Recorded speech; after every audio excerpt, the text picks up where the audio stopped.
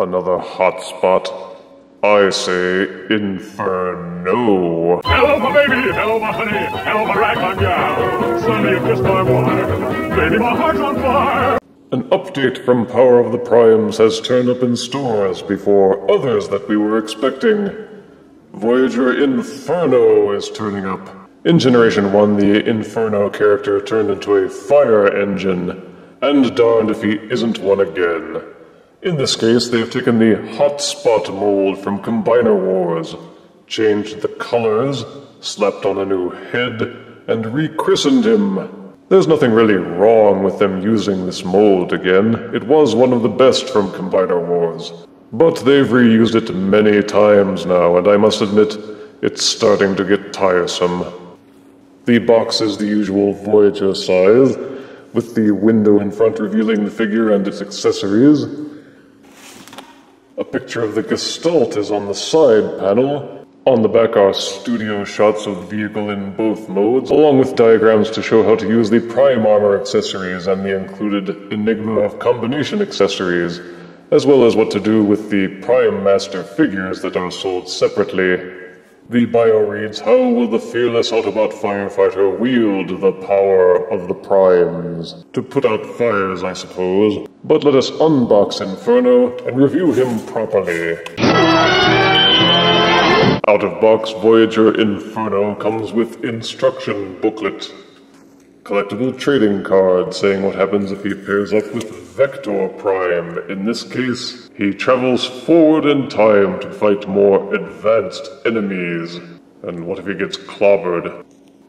2 plastic gun accessories, or fire hoses, depending on what you think they ought to be. And 2 Prime Armor accessories with insertable Enigma of Combination. And this is Inferno in his alt mode, a fire engine. He is identical in almost every way to Hotspot except for the color scheme, and they gave him some foil stickers, same as with many other Voyagers in the Power of the Primes line. Instead of Hotspot's blue color, he sports a daring red, with yellow highlights on the flashing sirens, and the rescue ladder is white with silver highlights instead of black. There are peg holds on the side of the rescue ladder apparatus, which will allow you to plug in either the weapon accessories or the Prime Armor accessories, or a combination of both. There are enough actual pegs on the gun accessories and the Prime Armor accessories to allow you to fiddle around with how they are configured, depending on what you think looks coolest. Any Prime Master or Titan Master figure can be seated inside the little seat on the rescue ladder, although there are no peg holes to hold him in place, and he will fall about even the slightest jostling. Oh, my brave little man! The vehicle rolls well on smooth surfaces, at least. The rescue ladder apparatus can swivel and tilt, same as with Hotspot. They do seem to have fixed that annoying bowing that took place in the middle with the Hotspot mold and Onslaught. He is more or less level now, although there are still these annoying gaps up at the top, both in the front and in the back. And there is this kind of empty space between the front and the back that they didn't seem to do anything with.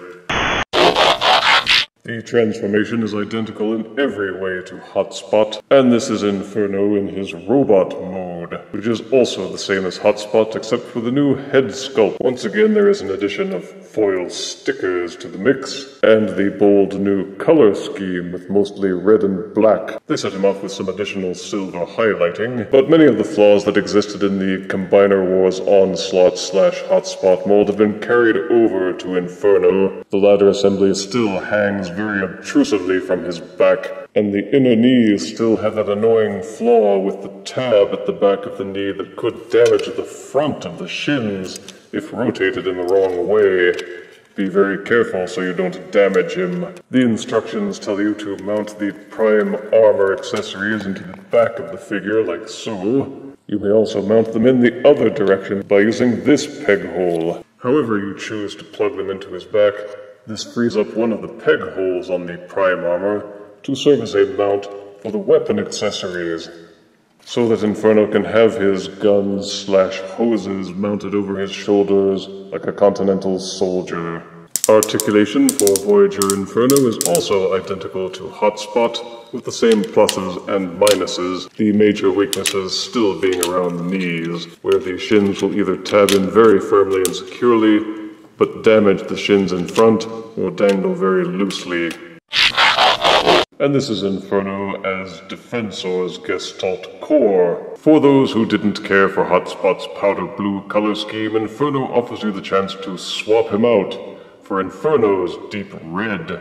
Curiously, the instruction booklet tells you to pair Inferno up with Terracon's Cutthroat Blotted Sinner-Twin, as well as Autobot Moonracer, meaning that he is a medley of villains and heroes, and they seem to have given him no other name except for Super Robot. So get Inferno and assemble your Super Robot today. Da, da, da, da. The differences seem to lie mainly in the color scheme, with white replacing many of the black parts on the chest hole area, although the silver patches are missing the highlight stripes that Defensor had. They did change the eyes to a piercing yellow, and added red to a crest atop Super Robot's head. He can do everything that Combiner Wars Hotspot did with all his accessories, including using the guns as guns. He holds together pretty well, though about the hips he still clings to the Combiner Wars mold's weakness of not being able to splay very well for stability. He poses well when you can get him to hold the poses, and he carries over that annoying thing where you have to tilt the hips backwards at least one click on the ratchet joints to keep him from toppling forwards. And the frill around the neck doesn't tab or pin down still. It sticks up obtrusively like he forgot to do up his collar. But overall, Inferno makes a good substitute for Hotspot, especially if you want to color coordinate him with other primarily red deluxes like Combiner Wars Ironhide, Blades, and Smokescreen. For size comparison, here is Power of the Prime's Voyager Inferno, next to Generations Voyager Inferno. Here is Voyager Fire Truck Inferno, next to Voyager Fire Truck Transformers Animated Optimus Prime. And here is Voyager Inferno, next to Team Fortress 2's Pyro.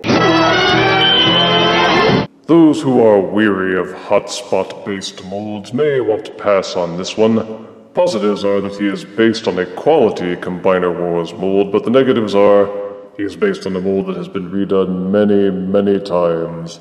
There's no innovation. Most of the molding is still exactly the same from Defensor.